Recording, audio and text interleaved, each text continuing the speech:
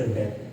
Sabi niya, teka lang, kailangan ko muna itabi yung aking tithes. Which is true. In the economy of God, kapag inuna natin ang Panginoon, hindi niya tayo pababayaan. Okay? Hindi tayo pababayaan. Regardless kung minus the tithes, alam natin nakakapusin tayo. Pero you know what? At the end of the day, God will able to sustain our needs. Okay? According to His riches. And this morning, okay lang ba na medyo baguhin natin yung program natin ngayon? And I want you to stand up. And since we're talking about tithing, siguro mas unahin natin na ipagkaloob sa Panginoon ang para sa Kanya. Okay? And sa bagay na yan, mas mainam na puntuhin natin itong bagay na ito. And sabi nga, in 2 Corinthians chapter 8, verse 8 to 9, sabi ni Pablo, sa kanya pong mga sinusulatan, hindi sa inuutusan ko kayo. Sinasabi ko lamang sa inyo ang pagsisikap ng iba upang masubok ang katapatan ng inyong pag-ibig. Hindi kaila sa inyo ang kagandahang loob ng Diyos o ng ating Panginoong Kristo na kahit na mayaman ay naging dukha upang maging mayaman kayo sa pamamagitan ng kanyang pagiging dukha. Sa NIV version o sa ESV version, ito yung magkakasabi. For you know the grace of our Lord Jesus Christ, that though He was rich, yet for your sake He became poor, so that you, through His poverty, might become rich. You see, ang Panginoon na napakayaman, ay ginawa niya na magpakadukha in exchange of our poverty para na sa gayon, matanggap natin ang abot-abot na biyaya. Okay, by holding your tithes and your offerings, let us ask the Lord for His blessings. Hallelujah, Panginoon. Alam namin, Panginoon, na nagtatanim ng kaunti, ay aani po ng kakaunti. At ang nagtatanim ng marami ay aani ng marami. And you are able to bless us abundantly. So that in all things, at all times, having all that we need, you will abound us in every good work. And dalangin po namin, O Lord, na pasaganain po ninyo sa lahat ng bagay ang bawat isa po sa amin upang mas marami po ang matulungan po namin. Sa gayon, Panginoon, mas darami po ang magpapasalamat sa Diyos dahil po sa amin.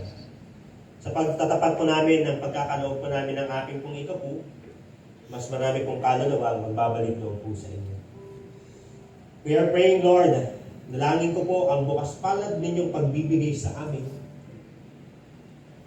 At siya rin po magpapatunay kung gaano ka po katapat sa mga buhay po namin. At ganyan din, hayaan po ninyo na buong pagmamahal po namin na ipagkaloob ang lahat po ng bahagi o ikasampung bahagi ng lahat po ng tinanggap po namin sa inyo. Because we believe, Lord, that since you already blessed us, then therefore, there is no holding back para hindi naman namin ibigay sa inyo yung bahagi ng aming pong pagkatapat, lalo na po sa iyo pong templo. And the more we give, the more you bless us, Lord, with so much blessings on this earth. Kaya po, Panginoon, bless us, Lord, and bless our hearts of God this morning. This we pray in Jesus' mighty name. Amen. Sige po. Ay na po natin ipagkaloob yung ating pong mga ikapu at handog ng pagmamahal sa Panginoon. And I'm encouraging you to huwag po muna itong tumpo para sa salita ng Panginoon.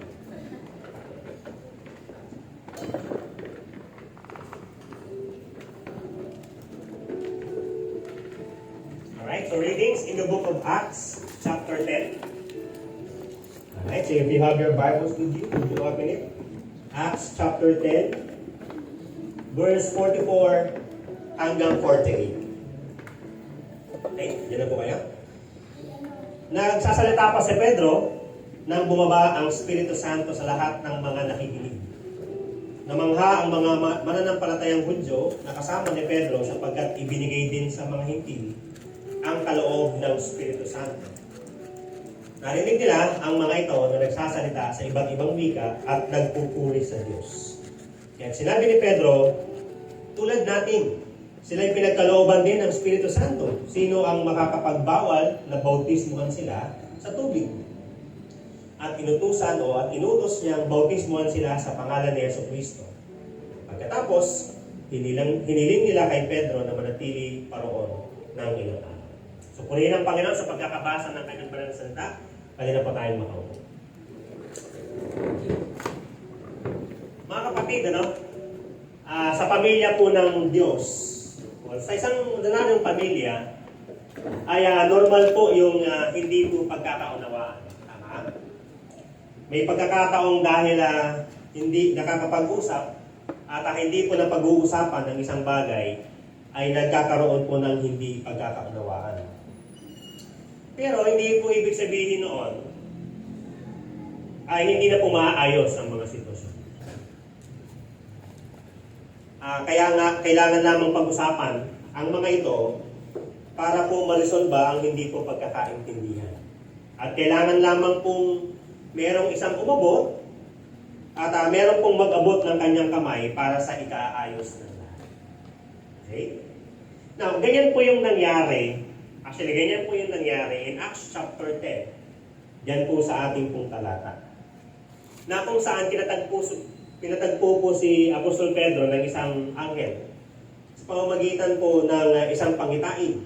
At ito pong pangitain na ito ay pareho rin pong tinanggap o nakarating sa isang hintil na nagngangalang Cornelio. Mga kapatid, sa Biblia, may dalawang uri po ng tao na mabasa natin.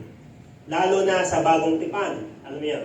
So, dalawang tao, isang Hudyo at isang hintil. Para sa mga Hudyo, ang mga hintil ay ito yung mga taong hindi nakakakilala sa tunay na Diyos. At kadalasan, ang tingin po nila sa mga hintil na katulad po natin ay mga unclean.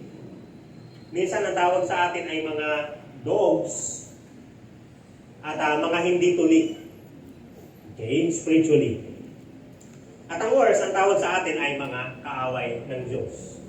Mababasa natin yan in John chapter 4 verse 9, sa chapter 18 verse 28, tsaka sa Acts chapter 10 verse 28. Kaya nga ang tanong, paano ba nagkaroon ng Hudyo at ng mga hintil? Okay, so to give us a background, bago natin pag-usapan yung ating pong talakihin. Nagsimula po ito kasi nung tinawag po ni Yahweh si Abraham bilang the father of the chosen nation, ang bayang Israel. In Genesis chapter 12 po yan. Marami po ang mga nagsasabi, so many view Abraham as the first Jew, even though the precise term Jew, J-E-W, did not come into use until after the return from exile, when the tribe of Judah, actually yung Jew, kinuha nila doon sa Judah. Okay? Hindi po ito joke. So, Judah. So, kaya may Jew pertaining to the tribe of Judah. Diba? Sa lineage po ni Abraham, ay hindi po dumaloy. So, may dalawa kasi yan eh. Sa lineage po, sa salinlahi po ni Abraham, hindi po dumaloy ang biyaya sa anak niyang si Ishmael. Familiar kayo kay Ishmael? At maging yung apo niyang si Esau or Iso. Kundi po, sa madaling salita, doon po kasi naghiwalay yung lineage na to ni Abraham. At dumaloy po ito, hindi po kay Ishmael, hindi po kay Esau, kundi po kay Jacob. Ito yung panahon na kung saan tinawag po ni Yahweh si Jacob at pinalitan po niya yung kanya pong pangalan bilang Israel. Sa Genesis chapter 32 verse 28 po yan. So mga kapatid, officially, lahat ng descendants ni Jacob through his 12 sons, which is Jacob is the father of the 12 tribes of Israel, ang members po of God's chosen nation ay ito po yung mga Hudyo.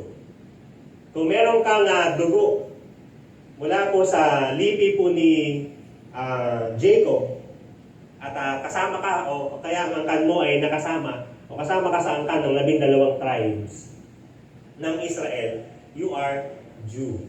Hudyo tayo o Hudyo ka. Pero ang lahat naman ng hindi po kasama o kabilang sa lahing iyon ay mga Hintil.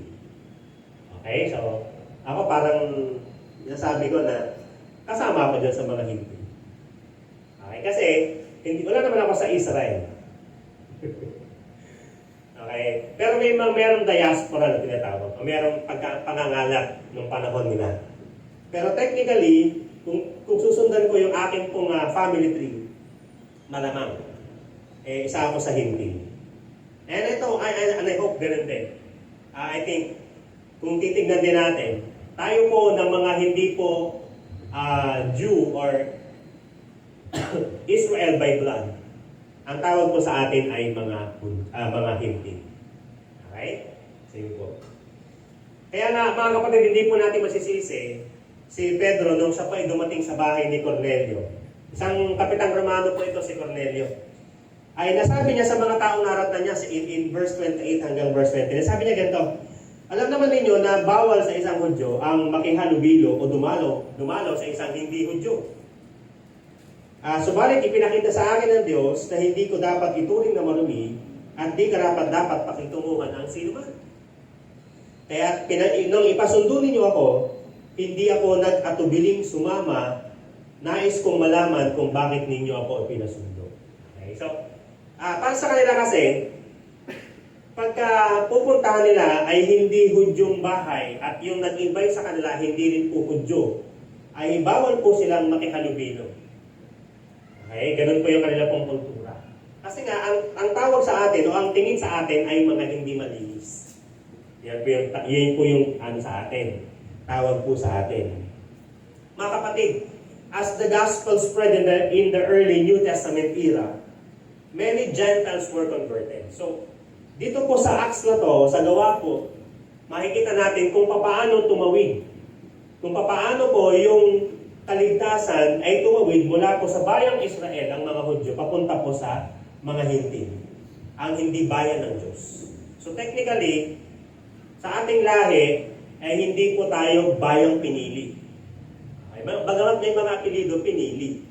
Okay? Pero hindi mga pinili. Yan. Piniling lahi. Okay? Napa po natin. Sorry. And sa talatang ikasampu, sa talata pong binasa natin, isa po ito sa tagpo na kung saan ang ebanghelyo ng Panginoon ay tinanggap ng isang Hintil.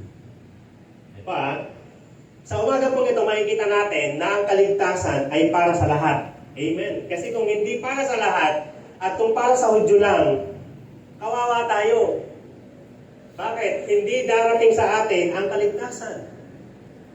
Nakuha po natin. At wala tayong magiging kaligtasan, wala tayong magiging lugar sa kalangitan. Kasi kung tutuusin, ang kaligtasan ay ipinangako sa mga piniling lahi lang, ang bayang Israel.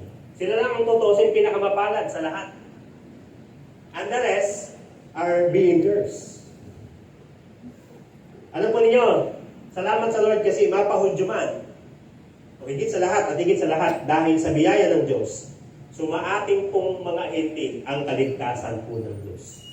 Sabi nga ng Romans chapter 11, verse 11b hanggang 12, it says, because of their transgression, yung there noon, ibig sabihin po nun, yung bayang Israel yan. Okay? Because of their transgression, salvation has come to the Gentiles to make Israel envious.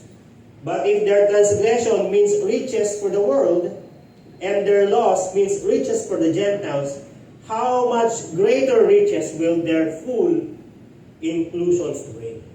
O inclusion bring? Ang sinasabi po ni Pablo ganito, dahil sa kanila pong dahil po sa pagiging masuwayin po nila, ang nangyari ay inikot po or tawag dito, inilipat po sa atin pansamantala ang daan po ng kaligtasan, yung paningin po ng Diyos. Okay, pansamantala po na Habang ang Israel, ang bayang Israel ay matigas ang ulo, tayo namang mga hintil ay tumatanggap po ng biyaya. Yun po yung ibig kong sabihin po ng Apostle Paul dyan. Kaya nga, mamaya may challenge tayo eh. May challenge po ako sa inyo. Kasi may certain amount of time at may certain amount of people, amount of sinners para po tumanggap. At pagkatapos nun, magiging sarado na ang kaligtasan para sa mga hintil. Okay? Kaya mapalad po tayo pong mga nakakilala na kasi tayo po'y nakabilang na sa pamilya po ng Diyos. Okay? At dahil po dyan, sa umaga pong ito, I will reveal to you three things. Or God reveals to us that He is, tatlong S po ito He is the God who summons Gentiles. Yun po yung number one. Number two, He is the God who saves Gentiles. At yung pangatlo, He is the God who seals Gentile salvation through the Holy Spirit. Unahin mo natin yung una. Okay, yung summons ay hindi po summon. Hindi yung isda. Sa kwento po na encounter ni Pedro at ni Cornelio, ay makikita natin doon sa Acts 10 kung paano po tinawag ng Panginoon si Cornelio. Ito po yung pagkakataon na kung saan tinawag po si Cornelio. Okay, makikita natin dito na ang Diyos po ang tumatawag. Alam niyo kung bakit? Imposible kung tutusin na maligtas ang isang hintil. Bagamat ang turing po kay Cornelio, okay po, ay isang kapitan, okay, na sa batalyong Italiano ng hukbong Romano ay sabi po sa kanya, ang term po, ang kanya pong description na isang taong sumasamba at may takot sa Diyos, gayon din ang kanyang buong pamilya. Siya ay matulungin sa mga dukha at laging nananalangin sa Diyos. Pero alam po ninyo, kung hindi siya tatawagin ng Diyos, walang mangyayari sa kanya kahit gaano pa siya karelihiyoso at mabuting tao. You can see here, mga kapatid, na kahit gaano po tayo karelihiyoso at kung gaano po tayo kabait na tao, kung hindi tayo tatawagin ng Diyos, walang kwenta yung ating pong ginagawa. Mula po sa verse 6 ng Acts 10, mabasa natin ito ganito. Minsan, nang bandang alas 3 ng hapon, nagkaroon siya ng isang pangitain. Kitang-kita niyang pumasok ang isang anghel ng Diyos at siya tinawag, Cornelio. Tumingin siya at takot na nagtanong, ano po yun? Ang sagot sa kanya ng anghel, ganito, nasiyahan ng Diyos sa iyong mga dalangin at pagtulong mo sa mga dukha. Magsugo ka ngayon din ng ilang tao sa Hopa upang sunduin ng isang taong nagngangalang Simon na tinatawag ding Pedro. Siya ay nanunuluyan sa bahay ni Simon na tagapagbilad ng balat ng hayop. Siya ay nakatira sa may tabing dagat.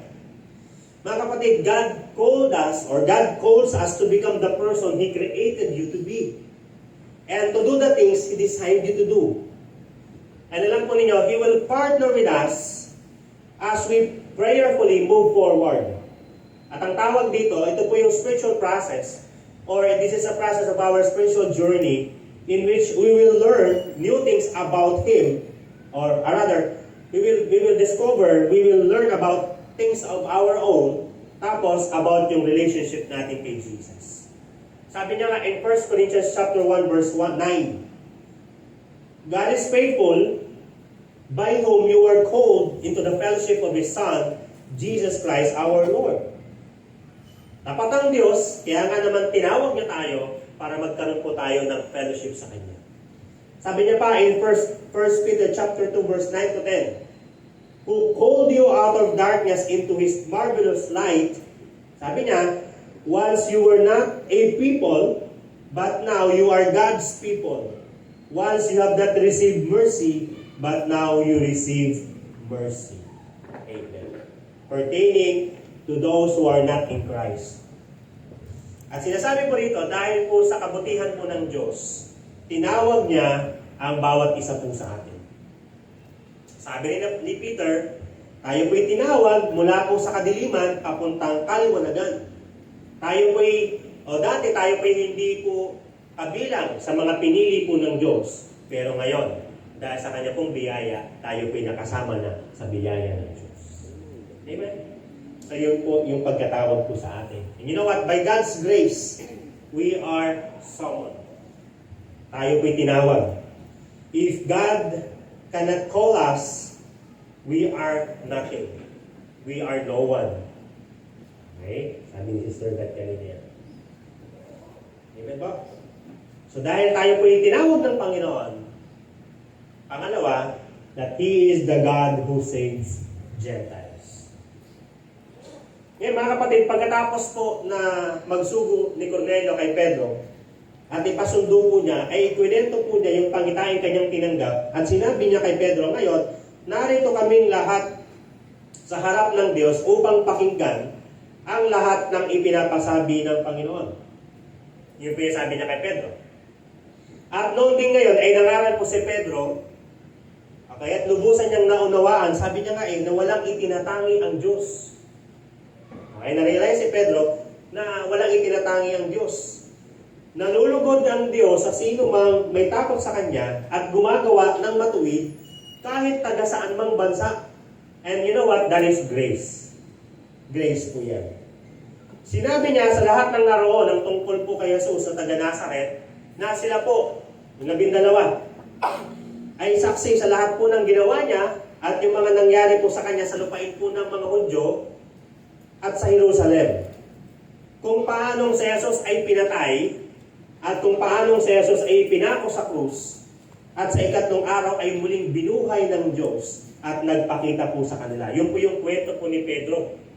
At sinabi ni Pedro sa talata 43, sabi niya, siya ang tinutukoy ng mga propeta ng kanilang ipahayag na ang bawat sumasampalataya sa Kanya ay tatanggap ng kapatawaran sa kanilang mga kasalanan sa pamamagitan ng Kanyang pangalan. Hinighlight ko dyan yung bawat sumasampalataya kasi tinutukoy dyan, hindi lamang po Hudyo, kundi maging mga hintil. Na ang kung sino man o yung bawat sumasampalataya sa Panginoon ay tatanggap daw ng kapatawaran sa ating po mga kasalanan sa pamamagitan ng Kanyang pangalan. Kaya nga Acts 4:12, if you could remember. Diba? Sa silong ng langit ay walang pangalan ibinigay ng Diyos sa sukat ikaligtas ng tao. Purihin po ang Panginoon. Bakit? Kasi ipinahayag ng isang Hudyo ang kaligtasan sa isang hintil o grupo ng hintil. Sa pamamagitan po ng pananampalataya o pagsalig ng buhay natin sa Kanya, tatanggap po tayo mula sa Kanya ng kapatawaran sa ating pong mga kasalanan. And again, that is grace.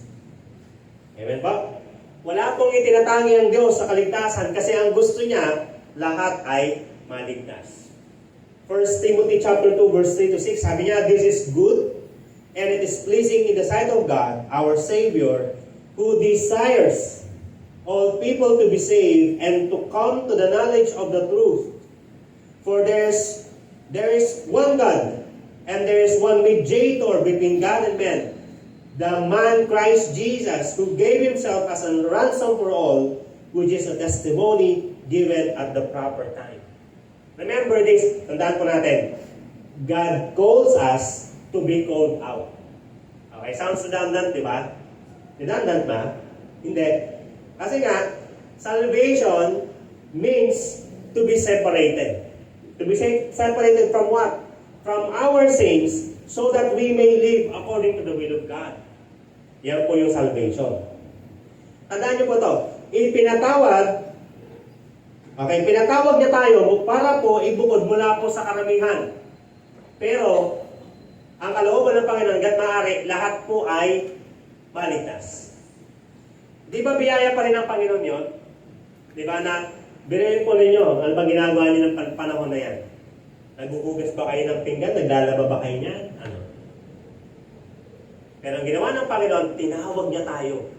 Nangusap ang Panginoon nung panahon na yon, at tayo po ay sineparate niya. Tayo po ay kanya pong niligtas. That is grace. And look at this. Okay, sabi ng Ephesians chapter 2 verse 4 to 10. Sabi niya, ngunit napaka-maawain ng Diyos at napakadakila ng pag-ibig niya sa atin, naka-bold yan, na kahit itinuring niya tayong patay o itinuring tayong patay dahil sa mga kasalanan natin, muli niya tayong binuhay kasama ni Kristo. Kaya naligtas tayo dahil lamang sa biyaya ng Diyos. At dahil sa pakikipag-isa natin kay Kristo, binuhay tayo ng Diyos mula sa mga patay, kasama ni Kristo para maghari tayong kasama niya sa kaharian ng langit o sa kaharian sa langit. Ginawa niya ito para maipakita niya sa lahat sa darating na panahon ang hindi mapapantayang kasaganaan ng biyaya niya at kabutihan na ibinigay niya sa atin sa pamamagitan ni Kristo Jesus. Sa verse 8, sabi niya ganito, dahil sa biyaya ng Diyos, ano daw? Naligtas kayo nang sumampalataya kayo kay Kristo. Praise God. Ano yung kaligtasan? Kaloob ito ng Diyos at hindi galing sa inyo. Hindi ito nakasalalay sa mabubuti ninyong gawa para walang may pagmalaki ang sino man. Nilikha tayo ng Diyos at sa pakikipag-isa natin kay Kristo, binigyan niya tayo ng bagong buhay. Para saan daw? Para gumawa tayo ng kabutihan na noon pa may itinalaga na ng Diyos na gawin natin. Amen? So yung mga mabubuting gawa natin, na ginagawa natin ngayon, ay hindi yan kasi born by nature. Kundi nung tayo po'y tumanggap sa Panginoon, at tayo po'y naligtas, kung bakit tayo gumagawa ng kabutihan ngayon, ay dahil kasi naligtas po tayo. At hindi po dahil yan po yung daan ng kaligtasan. Kaya nga di ba para sa atin, ang equation po ng salvation, pastor, math yan. Ayoko na equation. Okay, ang equation ng salvation ay ano? Faith is equal to salvation plus good works. Hindi po faith plus good works equals salvation. Okay ba? So, kung bakit tayo nakakagawa ng kabutihan, ayon po sa Efeso, sa chapter 2, ay dahil po kasi tayo po inaligtas na. Pakitignan niyo na kami, gumagawa ba yun ng kabutihan? Tinignan nga. Diba? So, kung bakit tayo nagiging mabuting tao, dahil kasi tayo inaligtas na. Eh, paano yung mga panahon, pastor, na sumisilip yung pagiging masuwari natin? Pinapayagan nyo lang yan. Pinapayagan lang kasi natin. Diba? So yun po yung ikalawa. At ikatlo, pinapakita po sa atin that He is the God who seals Gentile salvation through the Holy Spirit. You know, ito yung napakagandang nakita ko sa Acts chapter 10. You know what? Bakit?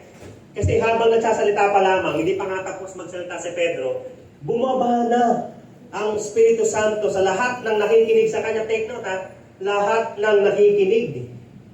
Ano ibig sabihin nun? Ano ibig sabihin nun? Ibig sabihin nun, lahat po ng nakikinig during that time, okay, ay nag-surrender ng kanilang mga buhay sa Panginoon. Kaya nga, ganito I am now asking the Lord, as I prepare the sermon, Lord, sa November 26, sa family day namin. Okay?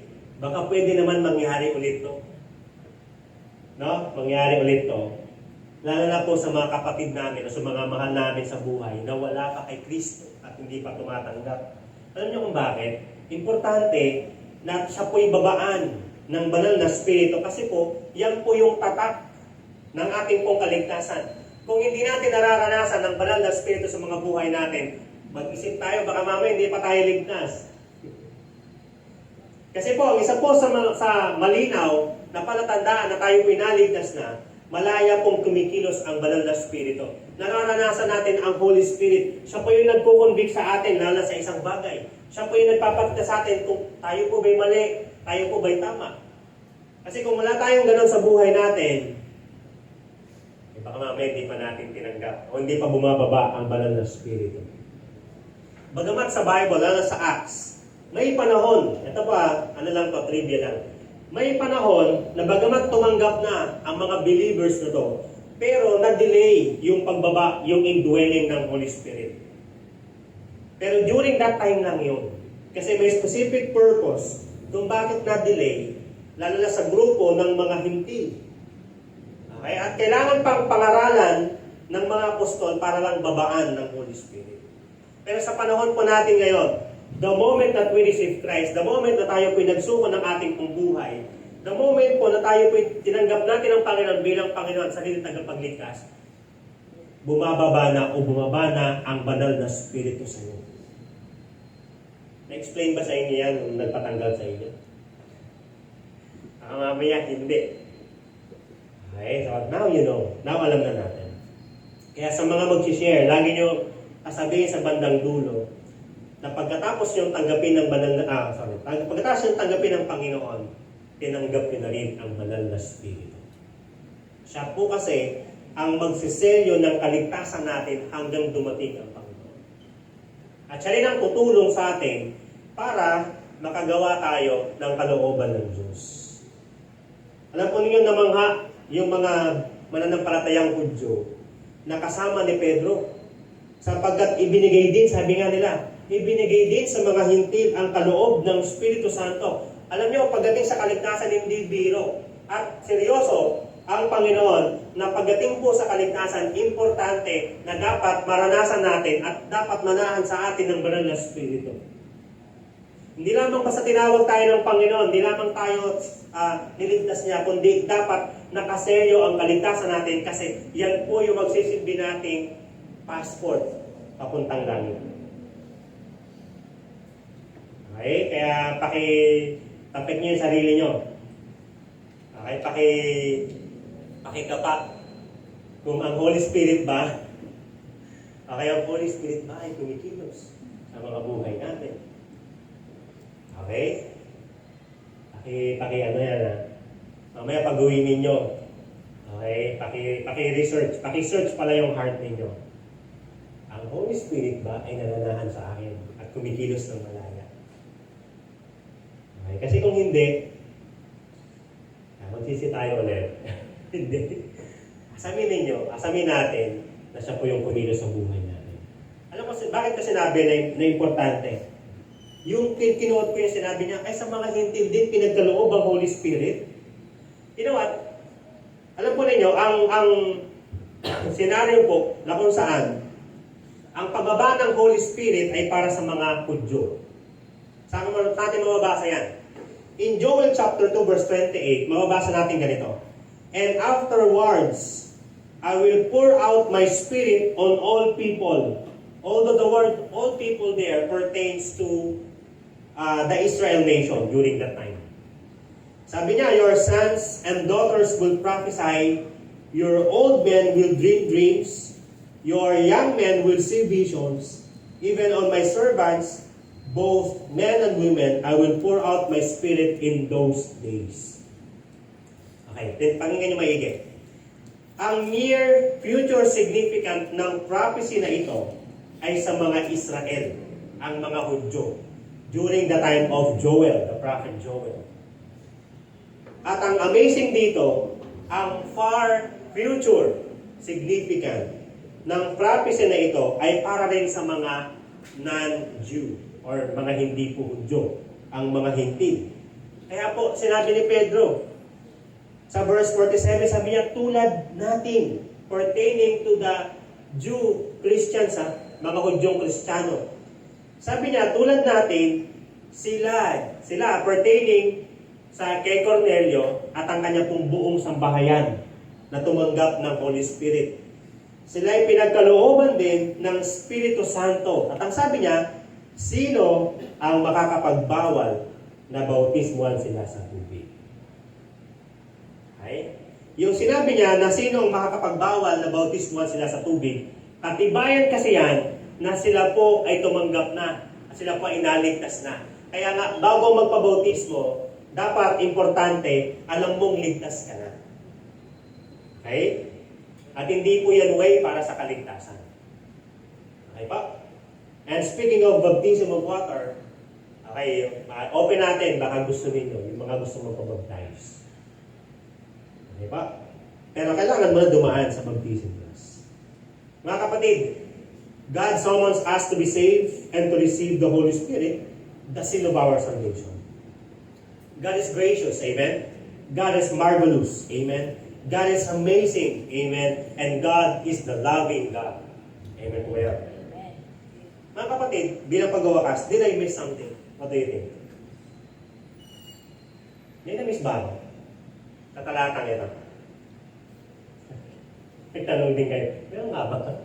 Okay, let's go back to the chapter 10 ng Books of Acts, o Book of Acts rather. So verse 2, let's read, sabi niya rito, napapakita ba natin? Sabi niya, he and all his family, okay, naka-underline yan, he and all his family were devout and God-fearing. He gave generously to those in need and prayed to God regularly. And in verse 24, sabi niya ito, the following day, Peter arrived in Caesarea. Cornelius was expecting them, at sabi niya, had called together his relatives and close friends. Okay. And verse 44, while Peter was still speaking these words, the Holy Spirit came on all who heard the message. Ano napansin ninyo? Si Cornelio lang ba ang tumanggap ng kaligtasan? Hindi. Nakita natin, di ba? Hindi. Hindi una, yung verse 2, kasama yung kayong pamilya, pero I believe in verse 24, yung sinabi niya, he called together his relatives and close friends, kasama yan yung kanyang buong pamilya. At yung mga kaibigan po niya. At I believe in verse 44, yung lahat daw ng nakarinig ng mensahe ay bumaba sa kanila ang Holy Spirit. Kasama yan, yung lahat ng kanya pong tinawag. Okay? Now, tignan niyo ito. Pagbalik ni Pedro, galing po doon sa Caesarea. Balik siya ng Jerusalem. At nag-ulat siya nung nangyari. Tinanong siya ngayon itong mga apostol, malamang mga apostol to at mga believer ito ng mga Hudyo. Nagsama ka na English sa Tagalog. Tinanong siya kung bakit siya pumunta sa bahay ng isang hindi tuli at kumain pang kasama nila. Okay? So parang inusisa pa si Pedro. Kaya ang ginawa ni Pedro, ikunento niya kung ano yung nangyari. Simula po sa pangitain na kanya pong tinanggap, hanggang sa pagsundo sa kanya, ayon po sa instruction ng anghel ng Panginoon sa kanya, hanggang sa pangangaral niya tungkol kay Jesus, hanggang sa kanya pong pangangaral, o habang nangangaral siya, bumaba ang banal na Espiritu sa kanila. At ang sabi niya ganito, until he said, sabi niya, so if God gave them the same gift He gave us who believe in the Lord Jesus Christ, who was, I think, that I could stand in God's way. Parang hindi ako makakapanaig sa kalooban ng Panginoon. Na kung paano tinanggap natin ang biyaya, ay ganun din tinanggap nila ang biyaya. And sabi niya, when they heard this, they had no further objections and praised God. At sinabi nila, so then, even the Gentiles, God has granted repentance that leads to life. Amazing. Bakit? Again, we are not part of the salvation. But God is so gracious na tayo po'y tinawag niya. Tinawag niya tayo, hindi para pagalitan, kundi tinawag niya tayo para tayo iligtas. Amen? At nung tinawag niya tayo, bumaba pa ang banal na Espiritu para sa iyo hanggang sabihin niya sa iyo, Nak, o Jonathan, secured ka na. Nung tinanggap mo ako sa buhay mo, secured ka na. Bakit? Kasi nasa iyo na ang banal na Espiritu. Dahil nasa iyo na ang banal na Espiritu, yan yung katibayan na ikaw ay ligtas na at ikaw ay makakapasok sa kalangitan.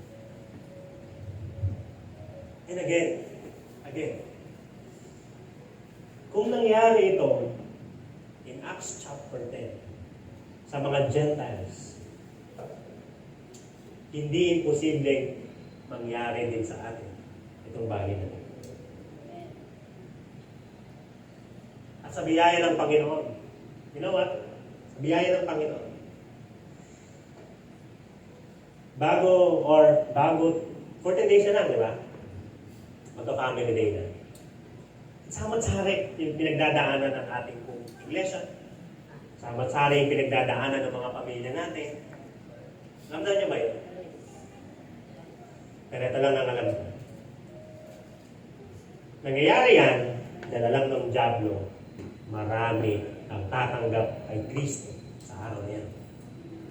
At gagawa siya ng paraan para itong mga ini-invite natin, mga members ng family natin na gusto nating tumanggap sa Panginoon at magkaroon ng buhay na walang hanggan. Pipigil at pipigil siya, gagawa siya ng paraan para hindi yan makapunta. Pero dahil alam ko na mabiyaya ang Panginoon at God is gracious, I will ask the Lord para sa kanyang pagsama sa atin. Huwag natin susukuan. Huwag tayo susuko. Ano po? Andiyan lang yan, mga challenges na yan. Pero, part yan ng process para sa pag-abot natin sa mga mahal natin sa buhay. Medyo striking sa akin itong last. Sinabi ng mga apostles, and I believe. Sabi niya, so then, even to Gentiles, no, God has granted repentance that leads to life. Amen. That through the repentance, sa magitan ng pagsusuko ng mga buhay, ano yun? Parang ganito lang eh. Maisuko lang nila yung buhay nila kay Kristo. Sure na tayo. Magkakaroon sila ng buhay na walang hanggan. Parang yun ang striking sa akin eh. Kaya na importante, na sa mga members ng family natin, yakagin natin sila sa church. Yakagin natin sila sa ating mga gawain. Marami tayong gagawin gawain. Kung hindi sila makakasama November 26, meron pa tayong December 17. At kung hindi sila makakapunta ng November 26 sa December 17, next year, bawi tayo. Di ba?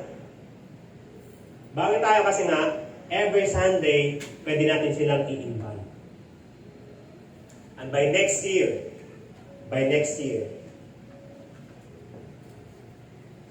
gagawin natin na magiging intensive at magiging intentional ang disciple-making relationship.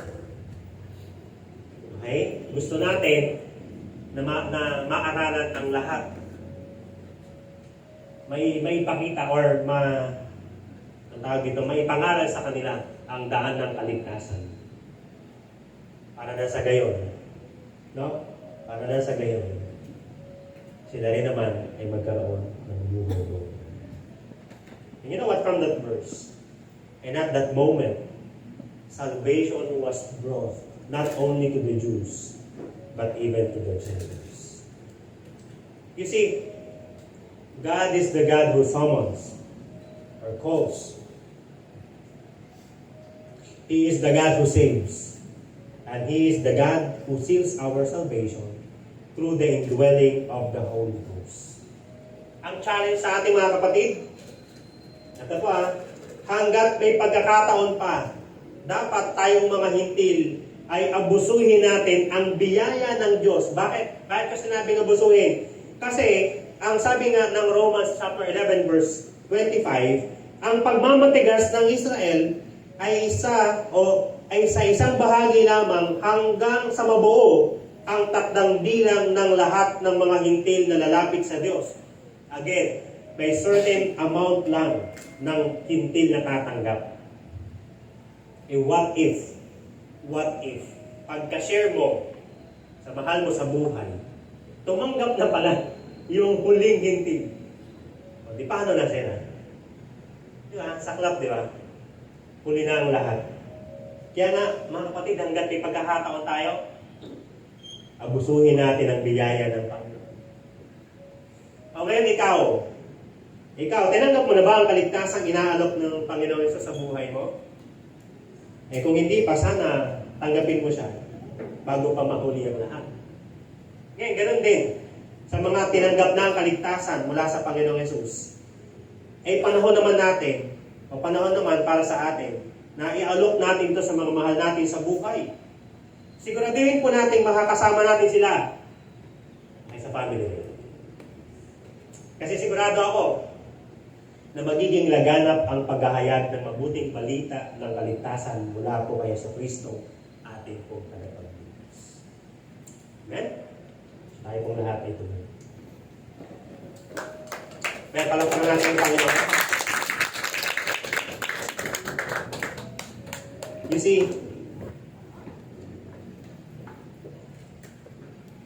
God is so gracious.